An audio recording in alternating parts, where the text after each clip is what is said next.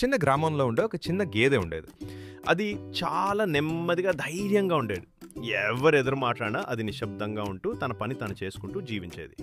అందరూ దాన్ని బుద్ధిమంతి గేదె అని పిలిచేవారు. కానీ కొంతమంది దాన్ని మెల్లగా ఉండేంటో తక్కువ అర్థం చేసుకునే జీవిగా చూస్తూ చిన్న చూపుతో చూసేవారు.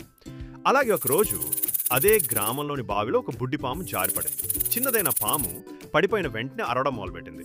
పాము ఏదైనా ఒడికొస్తే బావిలోంచి బయటపడతాను, నేను మింగిపోలేను, నేను చిన్న పాము మాత్రమే. అందరం పాము అనగానే భయపడిపోయారు. బావికి దగ్గర వెళ్ళడమే మానేశారు. ఎవ్వరూ రాలేదు.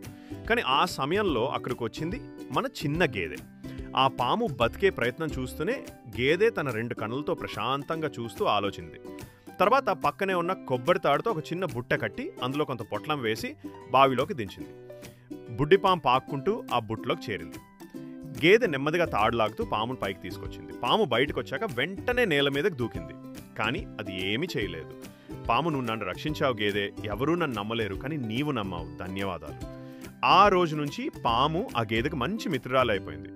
ఎవరైనా గేదెకి కష్టం కలిగిస్తే పాము అక్కడికి వచ్చేది. కానీ నిజంగా ఎవ్వరి మీద పగతో కాదు, కేవలం కృతజ్ఞతతో.